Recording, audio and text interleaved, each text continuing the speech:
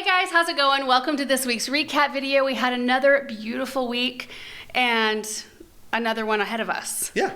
I mean, okay, so our week's forecast, I think all of our highs are in the 50s and all of our lows are above freezing. It'd be a zone 7 before you know it. I know, it's just crazy. It's funny because we were talking to somebody a few days ago and she said by this point of the year, like 5 or 6 years ago when we had that really horrible winter, we already had over 25 inches of snow by this point that year.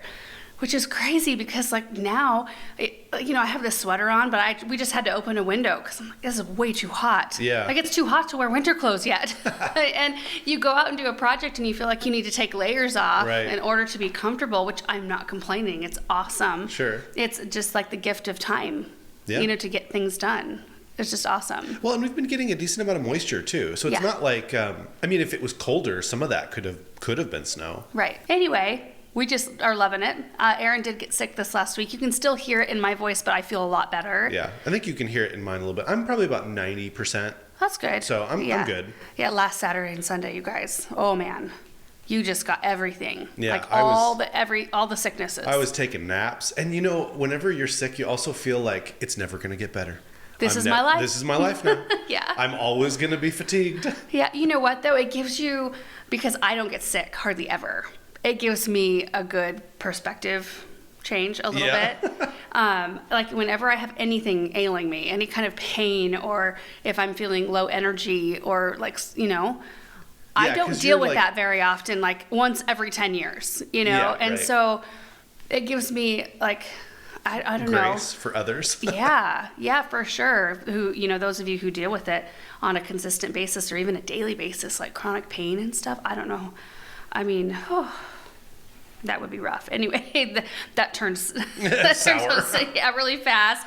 Anyway, it's been a nice week, and we did have a lot of fun stuff go on. I don't know if we are one video short on this recap because we had to skip a day, or was that? Probably. Yeah.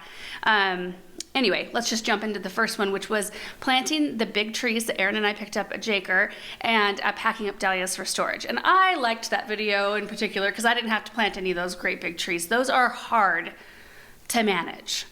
Yeah. They're hard. Aaron and Paul tackled really the planting. They're so heavy. And they're just like you couldn't do it without a machine. No. You would need something. Right. To pick them up. And you guys use the tractor kind of like lift things up and help guide it into the hole. I mean, maybe 10 years ago, I would have tried to beast through a project like that myself. Yeah. No, I'm just like, yeah. After that project, I actually contacted our John Deere dealer. I started looking around at those pincher things. Maybe like a Bobcat is what I need, or maybe the problem with skid steers is that they rip up the ground so much. Mm-hmm. I need a skid steer. Bobcat used to make one where it was like an articulating. It wasn't articulating. It was that the wheels would articulate. And do they have turf? Not front to back, but side to side. Okay. So right, yeah.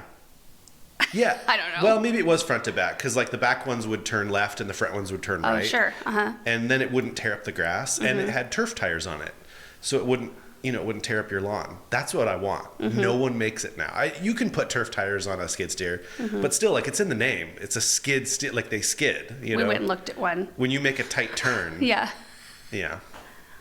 But for now, the tractor is... I don't know. If I get the smallest skid steer and just don't make tight turns, it could still be worth it maybe to have one. Because I would love to get something with an auger attachment. So many people say, how come Aaron doesn't have an auger attachment for the tractor? Well, they don't really work for tractors. You can get post hole augers, but you have to buy a downforce kit. Mm-hmm. Most of the time you're just relying on gravity to actually push it down. And we don't have enough weight in the tractor, right? Do you need more weight in the tractor? Well, you need the downforce kit. Mm-hmm. And then, you can get them stuck really easily. Mm-hmm. The tractor that I have just is not great for getting an auger attachment. Mm-hmm. At least not the one that I want, which is 36-inch wide. Because a lot of the trees that we get, they have big root balls. Yeah, they do. So you need about a 36-inch wide auger to really make it worth your time. Right. So anyway, I'm still hopeful that maybe I can work something out, that I can find the right piece of equipment that'll work. You wonder, there are other people who surely want something like this. There's got to be something that exists. I've done a lot of Googling, I want something that can lift about 2,500 pounds would be fine. 3,000 would be great because that'll we can pick up all the pallets of, stuff that we have around here. And then I also just want something that's easy on the grass, just something with real wide turf tires. And then also that as you turn it around, it doesn't rip up the grass. Yeah. And we don't run on the grass very often, but I'd like a machine that you could, if you need to. That I could if I need to, because you're wanting to move things around, and all our south garden. Well, like you want to move like statuary or pots or things like that, and it's nice to have not that often, but it'd be nice to have a machine that isn't like for sure going to rip up the grass. Right. Yeah. Agreed. Anyway, it's kind of a tangent. Well, while they were planting trees, I was packing up dahlias for storage, which every time I have to handle those dang dahlias, I think these are not worth it. Nope. Do you think it would be worth it just to buy new? I mean, especially because you're going to be doing less rows. Yeah. Well, I think even if you ran the math now, the amount of time that either Paul, Bethany, or myself are handling or working on those dang dahlia tubers, I think that we lose on dahlias. Didn't you say that last year? Yeah. And you're still just like, no, we'll do it again. Well, I mean, they are worth it when you get blooms from them, but I don't know that there's 7 rows worth it. And so I was thinking, well, I need to have more space between them anyway so we can navigate the rows and get to the plants. I need to space them out 18 inches instead of 12, and I need to space the rows out at least 6 feet. Right now they're 4. But I think, so I was going to eliminate 2 rows and go down to 5, but I'm thinking 4 rows might be just perfect. Really? Yeah. Because they get big at the end of the season. They get big, and I don't need 5 different varieties of white. I don't need, 5 different varieties of orange and all of that. Like I've got it kind of nailed in my brain, the ones that I like the best, the shapes and the colors and what I like to use in arrangements. And 4 60-foot rows, that's still 240 feet of dahlias. It's a lot of dahlias. For a person who's not selling the flowers, where we grow them for our enjoyment and then also to give away if they don't have thrips. Yeah. One like me does not need that many dahlias. I mean, it's an impactful spot for sure when they're all in bloom. It's very, very pretty, but they're pretty for like a lot of the season. They are. Well, it takes some effort to get going, and then I can't remember when exactly like first blooms, like maybe August, 1st of August-ish. Does that sound right? I don't know. I don't pay attention to stuff like that. I just kind of like let things grow, and it is what it is. I don't know. Okay, so Anyway, I was going to say, so the first video we've already discussed it. The first question, Greg Owens said, where do you recommend buying dahlias from? I've bought them from several different places. I buy them from my parents' garden center. They bring in a few every year. I buy them, Florette has sent out quite a number of them. They've got some really cool varieties. I've bought some from Swan Island, and I've been really happy with theirs. Eden Brothers, I have bought from them. Do not count on getting the variety ordered. Because it's happened more than once. Oh yeah, really. Every time I get dahlias from Eden Brothers, something's not labeled properly. So just keep that in mind. If you're wanting something specific, maybe somewhere else would be a good one. I'm trying to think. I've picked some up at Home Depot, like the Snowbound variety, the white one, and it's like a favorite around here. It gets massive and it's super productive, and they're like white. They're like small dinner plates, which I prefer. So anyway, that's about my range on the dahlia tubers. Terry Kim said, how many trees have you planted this year? Aaron looks so happy today. Were you happy by the end of the day? It was not nearly as hard as I thought it was going to be. And also we planted kind of high, so we weren't planting super low. We brought in some like mulch on a couple of them. Yeah.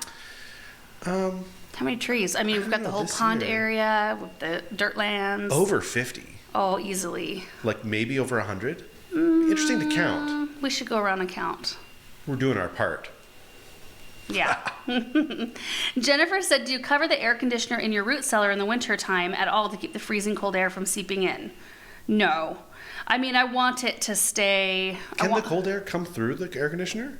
Well, it can come through the fan hole. We have to have that fan hole open because it gets so humid in there. But I thought the fan was shooting the air out. I don't know. I don't know. We don't cover anything. And so I have that little itty bitty floor heater in there. And I have it set on the lowest thermostat possible. So it'll kick on if it just gets close to freezing and it just takes the edge off. It doesn't heat the whole room or even try. It just like puts out a tiny little bit of heat so that we stay above freezing in there. I don't have it down to a science. I thought Eddie built some type of like a foam insert to go where the fan is. Yeah, he did. What happened to that? I don't know. I thought that was a thing that, like, That on is a purpose, he was going to. I feel like everybody has it so much more dialed in on details than I ever could dream of having it dialed in on. I don't know. Well, maybe we'll find that foam insert. Yeah, I'll ask Paul about that. He'll know. Devin Jones said, I've always heard to not store potatoes and onions near each other at all. Is that true? There are all kinds of different tips and things, like don't put apples near, because apples, I guess, emit a gas that make things deteriorate faster. I don't know about the relationship between potatoes and onions. Maybe some of you guys can chime in on that. I kind of just have to do what I have to do to keep them in I don't know, keep them nice. Well, you don't have 2 root cellars. Yeah, so they just get put in there and everything does fine. See, Still Wagon said, if you could go back, would you make your root cellar bigger? I mean, you always wish that everything that you have is a little bit bigger, a little more roomy. Yeah. I don't know if I was faced with the decision if it would actually be practical to make it bigger in our barn. Well, I think we were trying to make sure that we had enough room to park a vehicle in there. Yeah, and we were using a cubby that was just used for like scrap lumber, and we didn't take up any square footage in the barn that wasn't taken up already by that thing. And honestly, like, we use every last square inch of space in that barn for storage and organizing tools and pots and all the accoutrements of all the projects that we do. So I don't, in terms of what space we have in there, it's perfect. We are able to fit everything in there. It is a little tight once we get everything in there, but I don't know that I would wish for it to necessarily be bigger. Like, Sure. I don't think about it. I don't lay there and think like, oh, I wish that root cellar was bigger. It would be nicer if it was somehow attached to the house, Yes. as opposed to the barn. If it was in the basement. I think that's one thing that you would probably, even not in the basement, like if you could magically rearrange your house. Yeah. Like having something off of like an attached garage would be nice to have. Like for our off the house. kitchen. If you had a door that would lead you right to your cooler, Well, like you know? even better maybe if like you had like a kitchen and then a walk-in pantry and then a root cellar off of the pantry. Wouldn't that be? And then like have both of those somehow attached to a garage so that you can bring groceries like quickly and easily Yeah. into like either the cellar or that'd be pretty cool. I think our setup is like as far away as you can get from that. Yeah. What you just said. But you know what? It works. Yeah, it does. You're just making the best of what you have Yeah. as opposed to like the dream house. Terry Simpson said, it looks amazing, or it's looking amazing. What about giving your tracks names? Your tracks. Benjamin's Way, Samantha's Lane, Aaron's Cove, Laura's Patch, and so on. How cute would that the paths be? that we take? I guess so. You know, we kind of just like, we let the kids name the Dirtlands. Yeah. It won't be the Dirtlands forever, probably, because it won't be dirt forever. Well, we call Versailles Garden Versailles, and it looks nothing like Versailles. It just, sometimes those things stick, and we've tried to call it, what do we try to call it? The balcony garden, or It or sounds the so portico. pretentious to call it the Versailles I know. Garden, because it's like you're trying to be Versailles or something. It was named that by the previous you just- owner, so like, and that's just what we call it. So, you know, Dirtlands it is Yeah. forever, probably. You know, we talked about it. I think we're gonna make a video at some point going like I don't know about a flyover of the I think whole a property. flyover would be helpful, just to like get an initial view, Mm-hmm. just to show you guys lay of the land. I know a lot of times we do a project and you guys are like, I have no idea where that's at. Yeah. Where are you at in your garden? And it can be a little discombobulating. And we have sometimes. names for what we call every area. Yeah. So it would be, and you know, there's a lot of areas. So I think that'd be a good video to go over. Just like this is what we call everything. Yeah, for sure. Peggy said, is that the avocado tree in the greenhouse? Yep, they're still in the greenhouse exactly where I set them after I planted them. They are looking pretty good. Both of them are in there. Yeah, the little one has pushed new leaves. The big one, I think, has pushed leaves. It still looks kind of welted, like it's a little sad, but it's perked up a little bit. The fact that it hasn't died, I mean, it's probably going to pull through at this point. I'm thinking they might even like it in here. Yeah. They get really tall, so you have to have a lot of. I know, that's I mean, the you almost thing. have to have it like. Well, there's fans, so you can't, you know, put it underneath a fan. Yeah, So I don't know. gotta get the Christmas tree in here, see how everything feels. Avocado tree and Christmas tree. Yes. Trevor May said there was one dahlia clump that had a much longer stem than the rest. Is that due to the type of the dahlia? Much longer stem. Well, I just probably cut the stem longer. I don't know. I cut all the tops off the dahlias, and then to bring them in, I left some of the stem on so they're easy to grab. And then we clean them, we move them into the greenhouse, and then cut all of those stems all the way down to the base, like right up to the clump, before we store them. So it was probably just one I left a little bit longer. Judith said, hello there from Vancouver Island. I'm wondering, do you organize your dahlia storage by color or flower type or something? I organize them on how best can I fit these in the crate. It's like a Tetris. Yeah. Like I usually try to get like flat, low clumps for the bottom. And so everything's about the same height. So then when I put my layer of vermiculite, I've got about the same thing to deal with. So yeah, they're not organized in any kind of way other than efficiency in storage. Do you know, I watched about a 10-minute video of professionals playing Tetris the other day. And at the end, I was like, I just spent 10 minutes watching these two dudes play Tetris. Are you serious? I couldn't even believe it, yeah. Did you learn anything? No, nothing at all. I looked at how long the video and I was like, dang, wow. Time well spent. Yeah. You never know, though, how those things You know help what? you. Maybe it was when I was sick and I was just sitting on the couch. J. Mess said, you are all certainly very inspiring. If one of you decided you were tired of making videos, would the other be okay with that? Have either of you ever even considered stopping? If you did, what do you think you'd end up doing? Well, I mean, there would have to be don't you think there'd have to be a reason for us to stop? Yeah. Like some external force, Yeah. you know, I'm trying to think of like what a reason would be. Like an injury, or maybe Yeah. there was like a family emergency or health-wise, and Lord forbid. Right. But somebody needed extra care, or like, I don't know, I could see that being a very good reason to Yeah. change directions, to focus on the things that are the most important. I think you and I are both realists, though. Mm-hmm. Like, we've always looked at what we do as like kind An of crazy. opportunity? Yeah, like it's. I think I see it as more of an opportunity than anything else. Because it's like, you're going to do something with your life, and there's times that you love it, and there's times that you don't love it as much. And I think that's just normal. And Yeah. you can't, you just have to look at the pros and cons of anything. And right now there's so many pros that it just helps you get over any small cons that could exist. That's my opinion anyway. I don't ever see us like at this point stopping. I could see us dialing back a little bit at some point, when the kids get a little older and maybe are in sports, or, maybe, who knows, Yeah. life gets busier and you want to be able to focus again on the things that are the most important. And that for us is our kids. And so, and family. So if we needed to take more time so that we could be more present for things like that, I could see that happening. But in terms of, the other person being okay with it, you and I generally are pretty good at communicating with one another. And like, we pretty much always end up agreeing yeah, on whatever decisions we're going to make. yeah, it's never really hard. No. I mean, part of it, I think, is just finding somebody. I think you and I are pretty aligned in like our goals for life and money. So if you can find that, I think that's the key, is just like finding somebody that you already are like mostly aligned with in your value system. And then a lot of those decisions just aren't as hard. I mean, like, you should find out right away if your partner wants kids or not, or, things like that.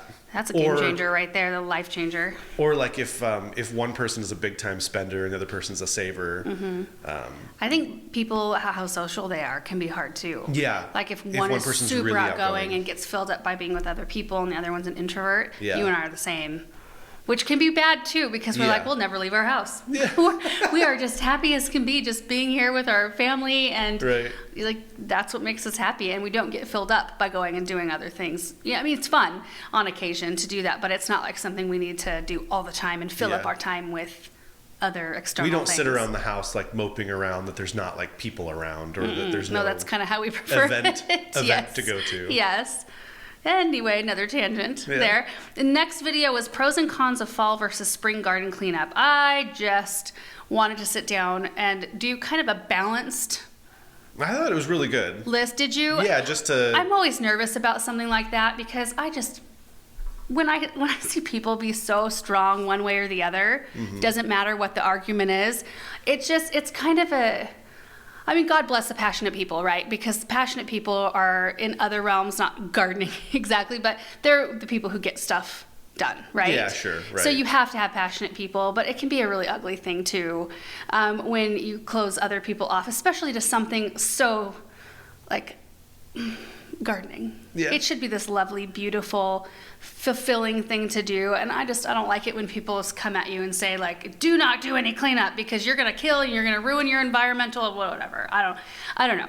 I see that like it's like a poster board, little picture that goes around on Facebook. It says, don't clean up your garden beds till 50 degrees, consistent 50 degrees, because you're going to kill.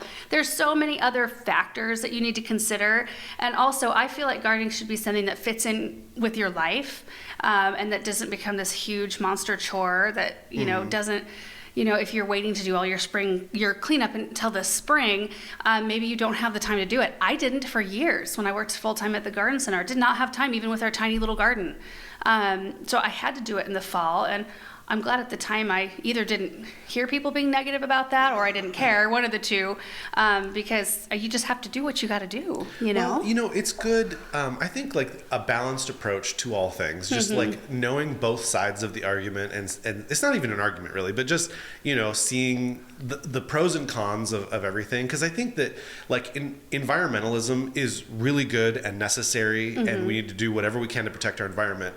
But just like anything else, if you take it to an extreme, it kind of turns into this like annihilationism, you know, mentality of like, well, humans are the problem, you know, and if we could just get rid of all humans, then nature would, you know, would go forth the way it ought to. And so like it's the extremism that turns people off. It's like, well, no, it was so good. Like you were onto such a, you know, a good premise, but you took it too far. And I think that's where you just have to, you know, balance. And I've seen so many, not so many, I just see some things that I've watched where I go in and I just kind of feel like negative about it. And I don't want anybody to ever watch our videos and feel like I'm going to take a negative approach that might like make you feel bad about how you're doing things in life. I want this to be like fun and lighthearted and and educational at times, but also just a positive place. So anyway, I just thought it would be good to sit down and start the conversation with more of a balanced bent. First question. Trisha in the garden said, my peonies are still young. One planted this spring and one last spring. Neither has flowered yet. That happens. Still, should I prune them now or leave them alone? Still prune them now. Sometimes it takes two full seasons for a peony to start blooming. It could be even longer. It depends on if you started with roots or with plants. I know I planted 3 white peonies that was a loud bang. Did you hear that? Oh, it's Chad. Yeah. He's dropping off soil. The dump truck is like, I don't know what I was talking about. Oh, so I planted those 3 white peonies in the back by root, and it took them 2 seasons to bloom. And that next season after that, it was only 1 that bloomed, and then I had a couple that bloomed, and one never actually grew. So I only ended up with 2. Amy Pitts said, why can't you clean up in the winter?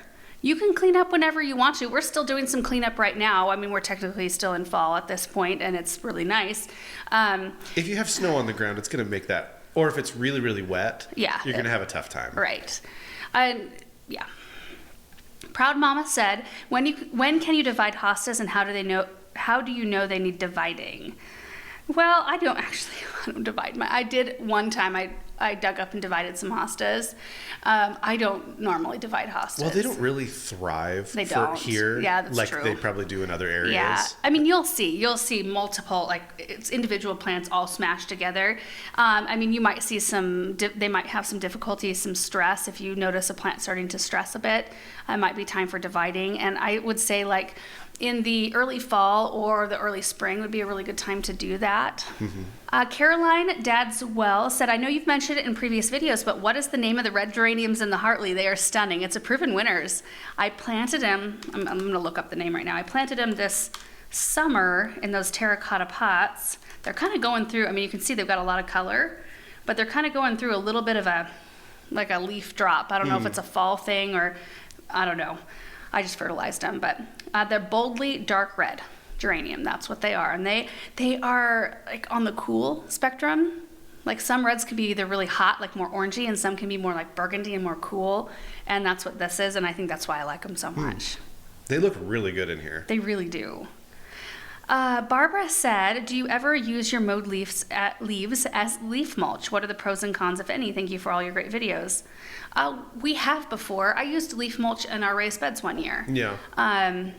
We don't typically, I mean, we top dress our mulch is compost, so we just don't go to the extra work, I guess, of spreading out leaf mulch. Yeah, I mean, the whole composting thing is still on the radar. I would like to do that at some point. I was thinking about it this fall as I was mowing up leaves. Like, man, this would be so good to get a compost pile going, but we don't have the space set up the way we want it. Oh, I was just saying we have plenty of space. Well, but it's like you just got the water in the greenhouse, yeah, sometimes and like it takes a while. we don't have a frost-free where like anywhere near where we would want to do a compost pile, and you need water to keep it wet, and so anyway, it's one day.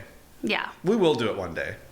Aaron will do it one day. Yeah, I'll do it one Yeah. day because now that I've got the equipment to be able to turn the pile pretty easily, and I've got kind of the plan for what the bays are going to look like and how big they're going to be.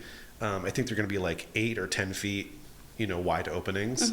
So I should be able to just get the bucket of the tractor in there and just like scoop it up. And basically you take off the top and then put that on the bottom of an empty bay, thereby flipping the pile. Yeah.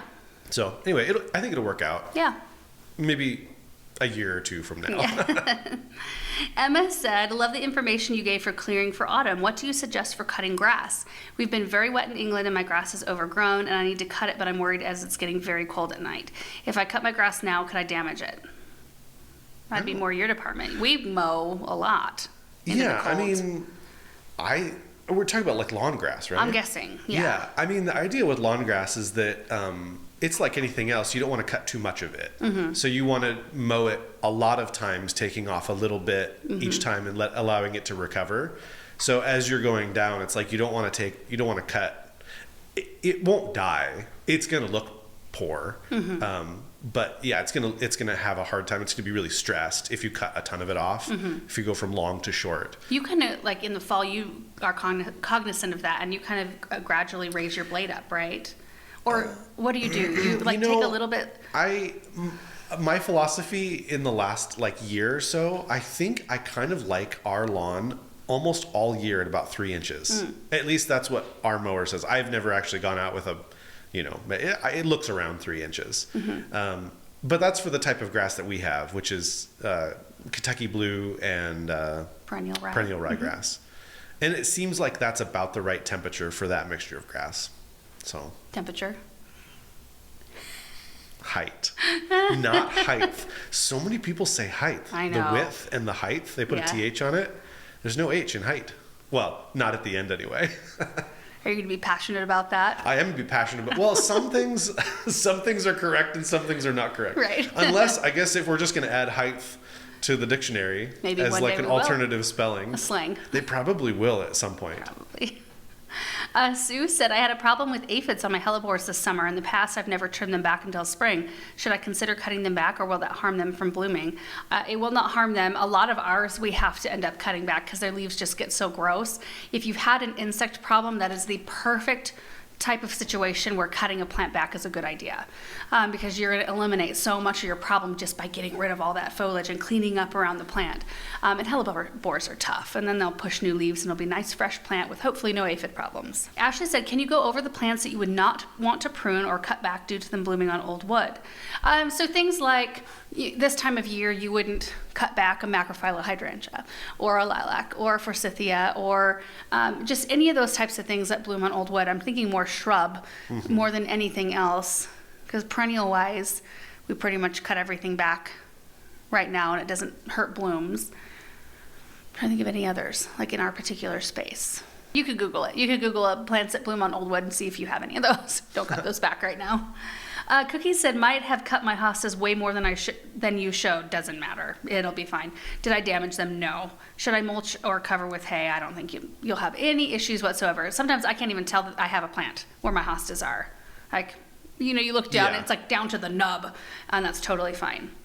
Brittany said, I saw the tiger eye sumac in the background has defoliated. Are you going to start cutting it back soon? Well, that video just went out this morning. So I did tame that back, planted some. I'm sure I will have Oh, actually, is that in today's video? It is. We're going to talk about it here in a minute, so I'll hold on to my thoughts. Next video was my parents' home and garden renovation tour. So we haven't done any garden tours out at my parents' house. This is the house where I grew up this whole season because they've been under construction. And now you've seen what it looks like, and they're hopefully going to button it up here in the next little bit. I don't know. We're hosting Thanksgiving because they won't have a home to do it in, really. And I don't know if they'll be ready by Christmas or not. Yeah. We'll have to see how it goes. But it's kind of fun to see projects in that state. Like, it was way worse than it was, when I showed it in this video, because it was full of trenching and just equipment and all that stuff. And that's kind of scary to see, especially, and I know my mom had some, did I do the right thing? I can't believe, it was hard for me in the very beginning, because it's my childhood home. Sure. And like I don't know, like it was the only house I can really nap in still is their house, my old house. And just the feel of the familiarity of it. I mean, it wasn't practical for the size of our family now, and it's going to be so much more comfortable and so much, more space for us to move around. But, I think everybody kind of goes through it, especially if you've got a lot of nostalgia and a lot of good memories in a place. It can be hard to see it kind of be torn apart, even though it's in an effort to make it better. Anyway, it was really nice of my mom I asked her, would you consider letting us come in for a tour? She's like, yep, let's do it right now. I was down at Andrews picking up Amaryllis, and drop and let's roll. Giazzi said, thank you for sharing with us, Susan. How many stories is this house? I always understood it to be one story. It's two. It's got a daylight basement. So the whole thing is built into a hillside, and that's why it's all terraced the way it is. Betty Rogers said, Laura, is this anyway bittersweet for you? Yes, for sure. Yeah. It'll be nice having the extra space for like holidays and stuff. Yeah. Because, the grandkids are getting bigger. They're taking up more space. Yeah, and there won't be any more kids added to the fold, I don't think. But there's still 12 of us, and fitting us around like a standard dining room table in that little room, it was really difficult. But it felt like home, you know. So yeah, definitely a little tough. Terry Paul said, what kind of gravel did your parents get? I don't know. I will ask her. It's like a 1/4-inch chip. It's not round. And I think that's where you can go wrong with like pea gravel sort of situation, is if you get the round stuff, it rolls all over the place and never packs down really nicely. So theirs is definitely a very jagged like chip cut. Terry said, thanks for the tour. I look forward to seeing the progress. Will there be upper cabinets in the kitchen? There will be On one wall. On one wall, by the fridge. Yeah. And then back by where the like if you keep going past the fridge, there will be a like kind of a floor to ceiling pantry thing, and then there'll be another bank of drawers and shelves where they have the little prep sink and the. That'll be really interesting to see if that's like enough. I suppose a lot of the stuff against that back wall will be things that she doesn't need to access all the time. So it's okay to take a few steps. Well, the only thing that they're losing, they lost their drink cupboard. The one that had the plates and bowls, which was just a single cupboard. So 2 single cupboards, and then that corner one. Right. No. Was there a corner one? Yes, there was. Yeah. And it had like the little Lazy Susan in it. Yeah, which your mom hates. Yeah. So they only lost 3 cupboards. So it's not like, they're having a whole bunch more built in, but they did lose the pantry for the powder room. So, but the pantry is full of things that they were able to move out that they don't use on. It was a tiny pantry. Yeah. I think it'll work out. Yeah. I really do. My 13A 2003 said, looking forward to seeing the end result. Question, where did your mom buy her boots? I love them. Are they comfortable? I don't know if she was wearing the ones. So I got a pair of Blundstones from REI, and I think my dad ordered her the same exact pair. Oh, yeah. I remember he showed me in a catalog. He's like, look at these boots I ordered for your mom. I'm like, oh, yeah, those are my boots. They're cute boots. I don't wear mine very much, like if ever. They just sit in the closet. But my mom wears hers every day, and she had to because with her ankle surgery, it has like a little spot on the side that's stretchy, so you can get your feet in. Oh. So it allowed for her to wear something that was supportive for her feet, but also didn't hurt her ankle in any way. It was, I think, one of the first pair of actual shoes she was able to get on. So anyway, that's what they are, I think. Linda said, I remember the patio being pretty shady and was wondering which direction the new patio is facing, especially with the big tree gone. Lots more sun. Yes, it's facing west. That's going to be a beast. They're going to have to get a tree from Nathan. Yeah. We did tell him, we're like, well, this is all torn up. You could get a tree in here from Nathan. Yeah. And I like have him actually install this something great big in the yard. I do think she's going to get the track blinds, like the ones that are, Oh, yeah? that you can have a button, you Yeah. know, because they'll need a lot more of that. But yeah, also, do they have a garage where they park their vehicles? They do not.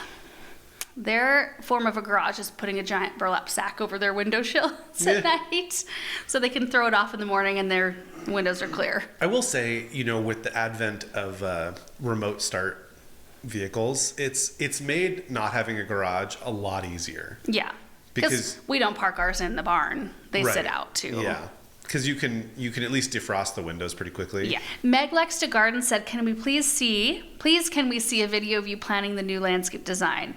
I think that's the plan. It would be really fun to bring you guys along for the whole, whatever ends up happening in there. My mom did say she wanted to sit down and brainstorm some ideas for that space. We bounce a lot of things off of one another because we have very similar taste. And it makes you feel good and more confident when somebody else is like, yes, do that. Yeah. You know. Julie and Bob said, that was so fun to see your mom's new addition. It got me to wondering how the microgreens grew last year. I was thinking about starting some myself. Do you have any new tips after trying it last year? No new tips. She had a really successful microgreen year last year. She grew a lot of them. I grow them from time to time, but we just don't utilize them. Yeah. So it becomes more kind of chicken feed more than anything else.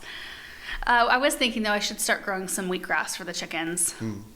Now that there's a little less coming out of the garden. Janie said, thank you for the tour. It's so much fun to witness the progress. It will be done before you know it. A couple things. First, Susan, you're a girl after my own heart like Jane Austen and the holiday. Also, what does CS stand for? Cinnamon spot.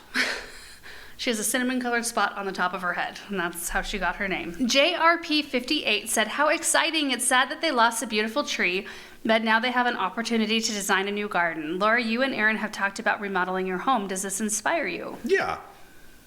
I mean, the way that your parents are remodeling is not the way that I think we would, but they did steal our contract. They didn't steal. But he was the guy that we found, that we started working with to get like a design going on like just the talking of like, how would this work? And yeah. Super great, nice guy to work with. Yeah, he's super nice, and he's been super patient with us, and because we're not ready. Right. Yeah, he came through, he walked through and brought an architect in, and we started the design process, which that can take a while, and I think we still need to kind of refine that whole thing. And we, you know, with the being able to buy additional land, that kind of took... It's kind of been tapping us out. Yeah, that's been tapping us out. There's really not like, you know... Yeah. When you have an opportunity to buy land that's connected to, it's like, well, you can always remodel your house in the future, but they could sell that land to somebody who's going to keep it for the next 100 years. Yeah. And, you know, so that may be your only opportunity. Yeah. Well, right before we started filming the tour, Jason was there, and he was, because they needed to talk some tile stuff, and he asked me, he's like, so... we're going to build you another house so you can go live in it while we remodel yours. You guys ready yet? I told him, I don't think we're ready yet. We're still recuperating from our land purchase. So anyway, it's on the docket.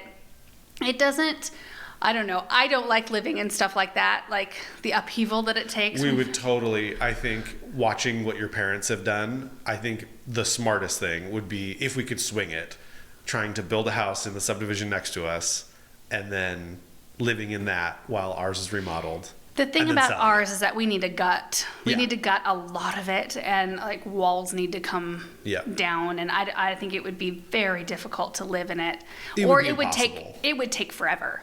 Yeah. You know, it would take absolutely forever, and it'd be way more expensive because they'd have to do, instead of the electrician being able to come in and do the whole thing at once, you know, then you have to have the electrician come and do this section and then come back and do this section. And I think it would just be... I also don't like the idea of like bringing in an RV. I mean... I told Jason that. He's like, oh, don't do that. That would be miserable for you and for me. Well, because, you know, we have such a large home that I think remodeling would take a while if we were going to redo a lot of it. And I mean, you could be in that thing for like 6 months or... be an adventure. Probably not 6 months, but if you did spring, 6 months, spring, summer, fall, it could be an adventure and fun. The kids would probably love it. Yeah. Nah. They'd always remember the summer. Yeah. Or maybe we could just get lucky and somebody in that subdivision is just renting a house. That would be nice. Okay, next video was planting amaryllis. Paul built custom root cellar shelves and frost-free water in the greenhouse. I had a really hard time getting that title down, condensed down enough to fit.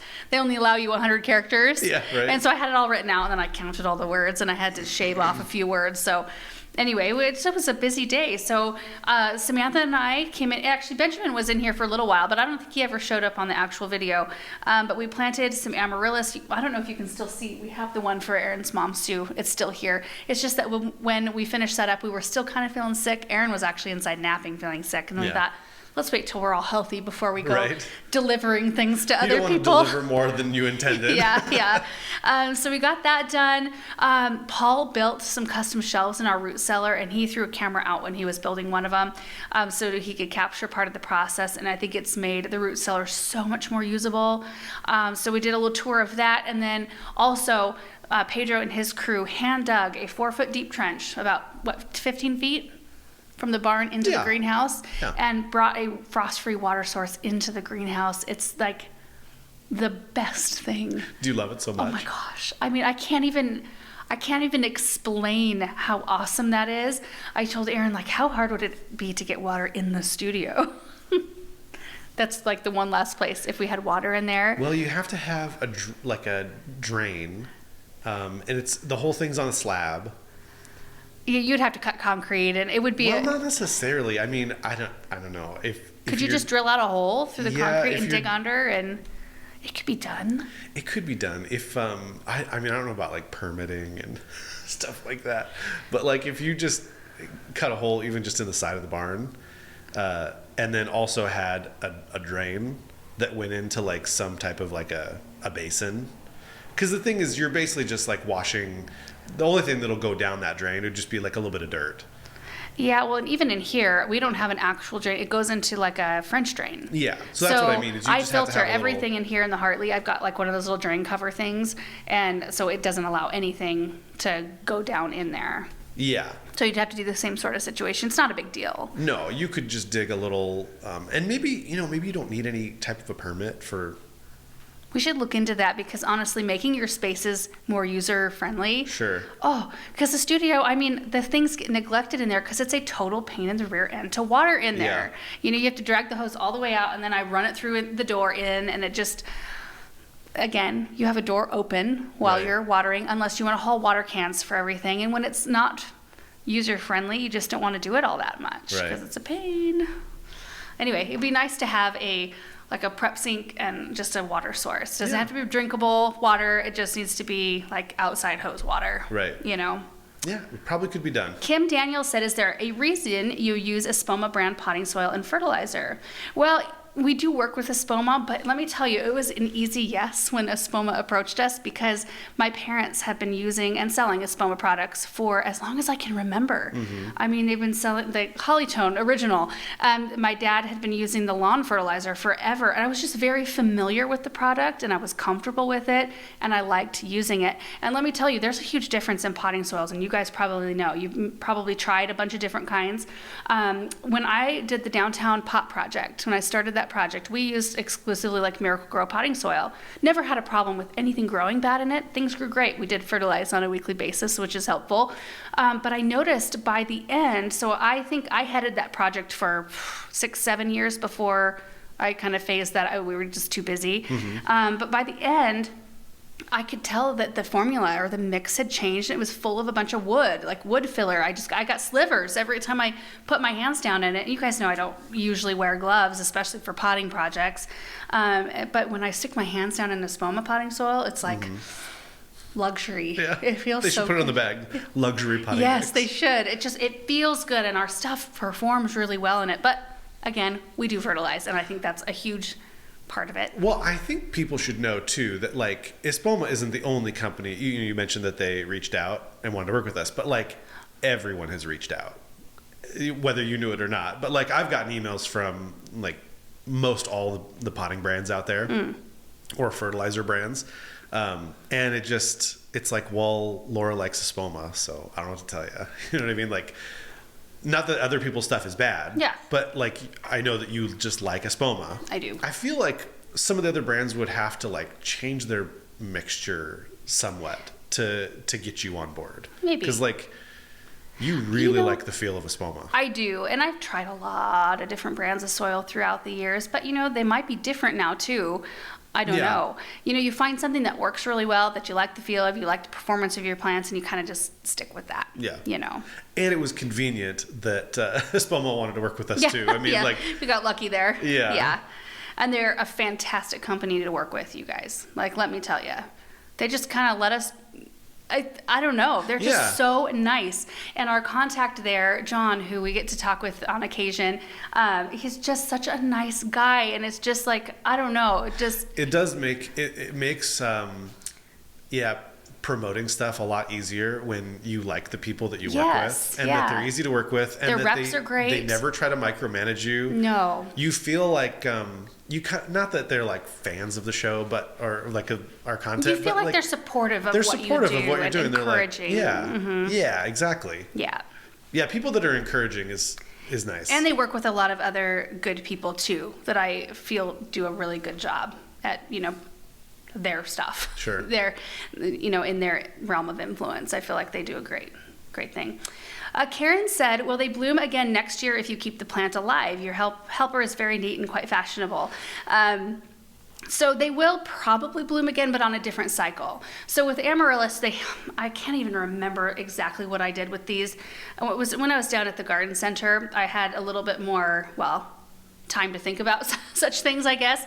But we'd had this amaryllis that would be carried over from the past holiday season. Whatever was left, I would pot up. It wouldn't be that many.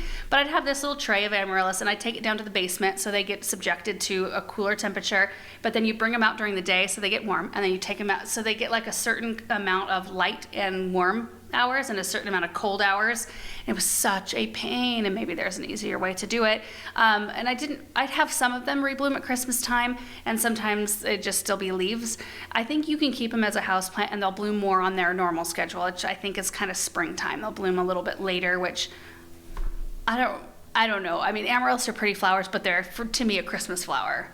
And if I see them blooming like way late in the spring, I'm like, oh, this looks kind of weird. Sure. I don't know, unless they're pink. If they're pink or white, then they can kind of blend in with everything else. But if they're red, like this is kind of a different thing with the geraniums, but I only normally do red flowers around Christmas. Rosemary Francis says, is there a place that sell those pussy willow stakes, and will they root and bloom in the pot? The ones I cut will definitely root in the pot because they are freshly cut, and they root quickly. I don't know where you can buy them. Maybe if you check with your local florist, they have access to order things like that. They probably won't be as fresh as these, so I don't know if they'll have the same flexibility because after you cut them, they do harden. So that's something to consider. Or if you have an 8 to 10 foot spot in your garden in the sun, get yourself a black cat pussy willow. Don't plant it close to a pathway or your husband might harass you about it. I'll call you out on it. Hey, I did cut a bunch of, I told you though, I told you when you were talking to me, I just said, I know they're in the way, but I want to save them because I want to use them for things like this. So I will cut them, but just not quite yet. And I'm cleaning them up. Yeah, I feel like that needs to be like, the whole plant needs to be moved back. I know. Sometimes the thing is that here in our climate, things will either like outperform what your expectations, or they will underperform it. You just never know. Yeah. The black cat would be great out in the dirt lands, something like that. Yeah. That kind of shrub.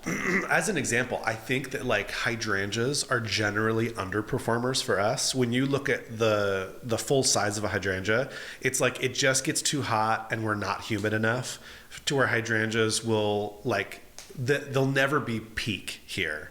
But on the other hand, like a lot of shrubs, like woody shrubs, hydrangeas are woody shrubs, evergreens, like an arborvitae. I feel like provided you give it the water it needs, it will probably end up getting taller than whatever the tag says. Yeah, here in our location, you'll either see arborvitae hedges with a whole bunch of dead ones, or you'll see them like massive because you've like either given them what they need, or they like arbs do great here. They just need water. They just need more It's water like if one of them is not getting water, they'll never ever get to the point where they don't need supplemental water. Sure. Whereas like you can plant a lot of trees here and you don't need to water them, once they're established. Right. I mean, probably over the course of like a number of years, they might die, but yeah. Jay said, does Samantha ever wonder who the heck you're talking to? Well, I think it's just part of her life. Yeah. I don't think she wonders. I've asked Benjamin about that. Have you? Yeah, and he gets it because he watches videos on his iPad, and so he knows that people like create videos for other people to watch. Well, he knows, like he wants so bad. If he's outside with me, he wants to operate my vlog camera really bad. But I'm afraid that a button will get pushed and like footage will be lost. So I normally don't let him unless I haven't started the video yet or whatever. Yeah. But he will like do little tours and turn the camera to himself, and they're little mimics. Kids are. Zuma2 said, do you online order your bulbs or get them from the garden shop? I got all the amaryllis bulbs from my parents' garden center. Gardener Supply has sent me out numerous beautiful amaryllis in the past. I've got some in here still with leaves on them. They've got a really good selection, so you can online order them as well. But that's the only company I have experience with amaryllis bulbs being shipped anyway. Valiner said, love your little helper. Where do you get the beautiful pots? I like a natural look, but would like something different from plain terracotta. So the littlest gray one that has a little design around that I didn't have a saucer for, I'm looking at it right now. That one's from Unique Stone. The other ones I have picked up at different garden centers. Like Erin and I, or my mom and I, will go garden center hopping, and I've picked up, I think every other one of the pots that I have sitting there with amaryllis came from like Franz Whitty or where else? Far West, the little gray pots. So I just pick them up as I see them. My parents' garden center will bring in some gray ones on occasion. I don't know, I like the gray concrete or kind of like that very aged terracotta look. Joanne Hepp said, will there be enough room in your fruit cellar for all the rest of your dahlias? I have no idea. It doesn't look like it, but we'll make it happen. For sure. And if we don't have space, I have lots of different people that I can ask if they want to just take these dahlias. I don't have enough room for them. Sue said, can I ask what kind of vacuum do you use in the greenhouse? It is a DeWalt vacuum, and the reason it's not stellar. The best part about it, or the way it works the best, is if you put the long, like a very pointed tube on it. That's where you get the most suction. When I put the actual vacuum looking end on it, it'll do the furniture covers really nicely, but the floor, it doesn't pick up. It doesn't have the suction power to pick up stuff. It's like not flat enough of a surface maybe to create suction. Right. So I usually just use it with the little tube on the end. And the reason we got that one is, one, we have the battery charger. We had an extra battery charger and extra batteries, but it collapses down. And I wanted something that we could fit underneath the sink. Otherwise, I would probably have like a Dyson in here. Yeah. But I don't know. Do they have a small one? They might. But even Dysons, aren't good at picking up chunks. Really? Yeah. So I don't know. Shop vac would probably be the best option in here. Yeah. But I do like that it's compact and it does a fine job. If we need to do any big cleaning, it's the shop vac from the barn that comes in here. Nina said, is Paul single? Asking for a friend. I'm not going to divulge Paul's personal information. He can maybe divulge if he wants to. I did ask Paul and Bethany if they would ever be willing to do a Q&A, and I think Bethany would probably do it. Paul's pretty private and like a quiet guy, and I would never. I told everybody I would ask, so I'm just due diligence. You can tell me no. Anyway, maybe one day they will. Yeah. Okay, last video was taming the Sumac beast. Planted 3 tiger eye sumacs out in the south garden 3 years ago.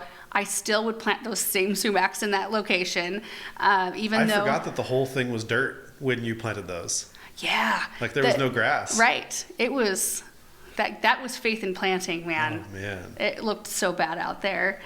Jennifer said, if they spread that far, are you concerned about them spreading into your neighbor's yard? No, I planted 5 out there. I bet you 1 takes.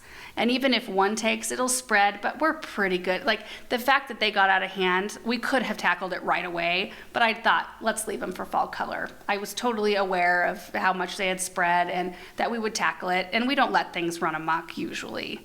Like, we're pretty good at keeping on top of things. And things can't run amok outside if they don't have water. Outside of because we live in the desert. Yeah. So nothing There would be nothing is no invasive here. irrigation. Yeah. Right. It's tough because that type of a thing, I have started this year to understand the plight that other areas have Rain. with invasive species. Yeah. And so like for them, it's a really big deal. And they kind of shame people for planting things that can become invasive. Mm-hmm.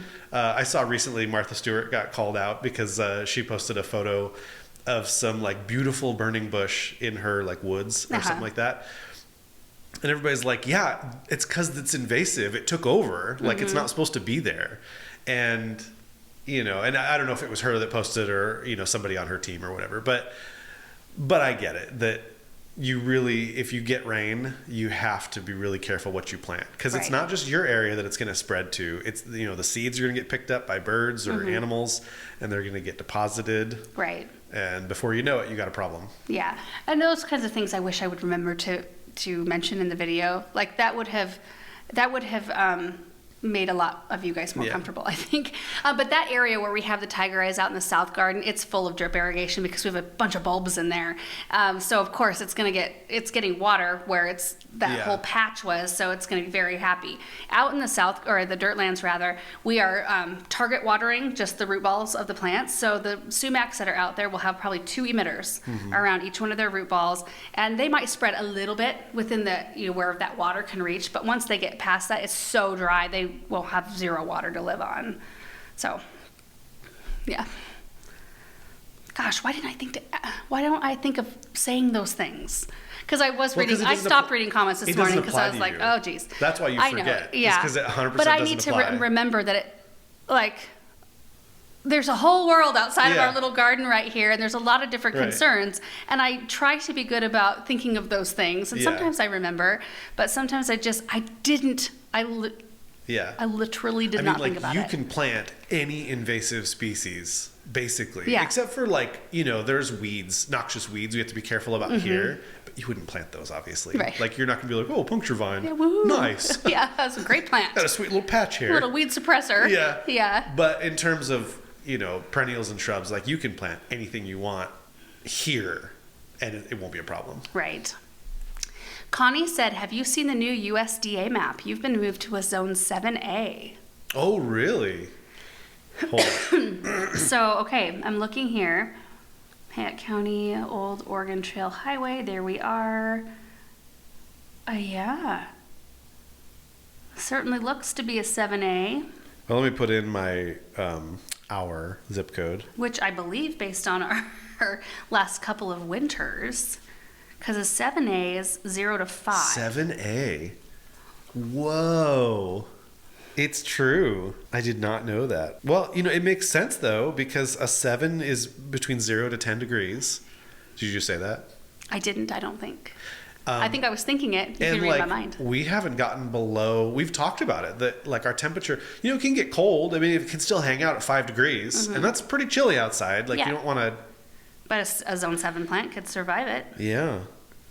Wow. We just need a little more rain, and we'll be set. Well, we've been getting it. We've been getting more rain. True. Right after we said that the sumacs won't survive because it's too dry. It's not enough rain to make a difference, I don't think, to the sumac, to anything that doesn't have drip during the summer. Yeah. It's during the summer months. It's still dry and hot. BJ Brown said, is the sumac a shrub type different than the tree sumac? There's different types of sumac. This one is a hybrid, and it stays a little bit smaller. Like the original plant stays a little smaller. I mean, it will still run, but it's supposed to be a slower runner than the traditional, older type, which it might be. I haven't experienced the traditional type, but there are some that get quite a lot larger. When showing all the tools you needed in the back of the Gator, you showed a pair of gloves. I never saw them in use. What is their use? Well, sometimes they have a use. When I get into projects like that, I don't really know sometimes how beastly a job will be, or if the soil's extra dry, it can be extra tough on my skin, and my skin's it's pretty tough. Yeah. Just because I've built up the strength. I do have a split at the end of one of my fingers right now, and it hurts something fierce. Oof. Yeah, you hit it with on things, and you hit your fingers on lots of things that you don't even realize until you've got a little injury, but.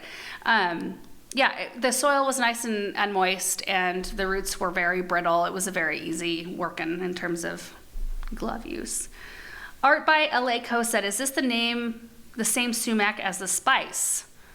Ooh, I think it comes from the same like plant family. I don't know if there's a specific one that you get the spice from. I don't know. I don't know enough to answer on that one. It's kind of like elderberries. Like the ornamental elderberries still produce berries, but are they as full of nutrients as like the older ones, or the ones that are actually sure. grown for elderberries, like Nova and York varieties, versus like a black lace that still produces those? Yeah. And the instant karmas produce a ton of berries. Do they have the same properties? I don't know. Bamboo said, won't the sumac you dumped into the compost pile take root there? No. Again, not enough moisture for it. Valley TMC said, where's the playground for the children? Swing, slide, and seesaw. Come on now. Fun for the children on the huge plot of land. Must be new here. We have talked about a play set, and we could possibly get one. We're not against it. I would like to do one this spring. I've got kind of an idea, but I can't spill the beans, so... Why not? Well, because of reasons. Because of reasons.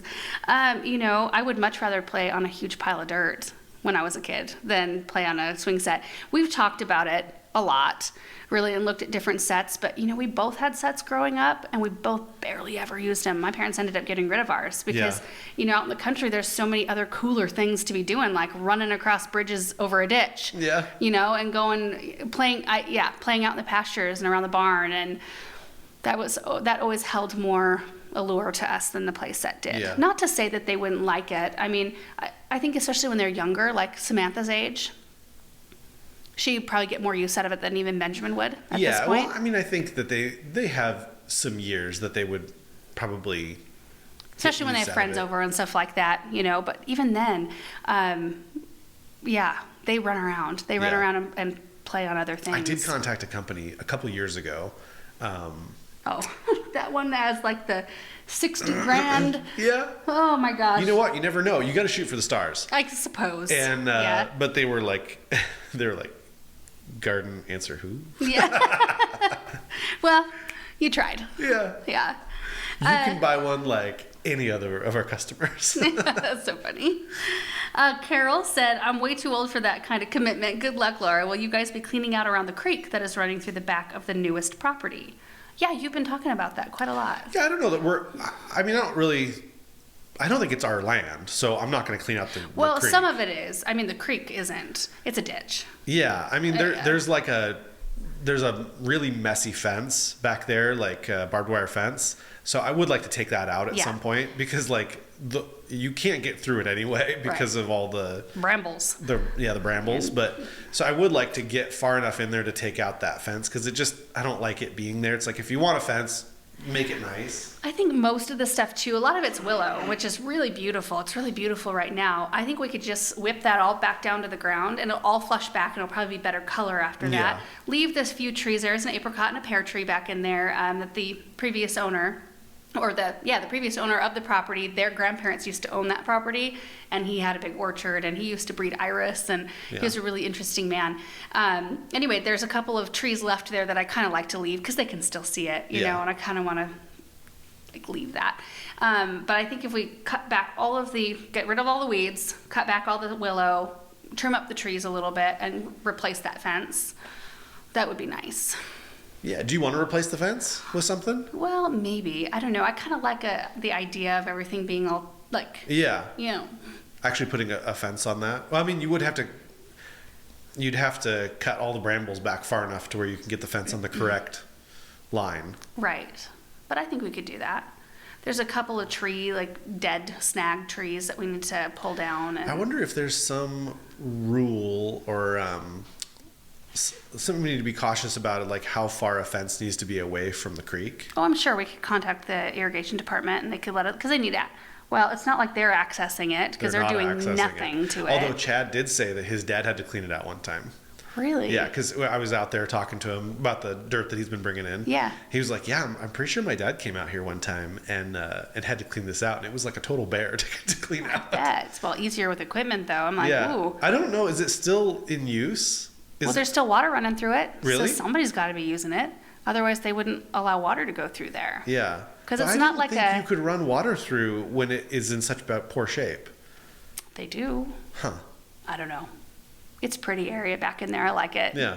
And I kind of want to keep it on the natural side, but like a little bit tidier, like in terms of there's big thistles that we need to get out of there and that sort of thing. But anyway, thank you guys so much for watching. I hope you're having a really good start to your week, and we will see you in the next video.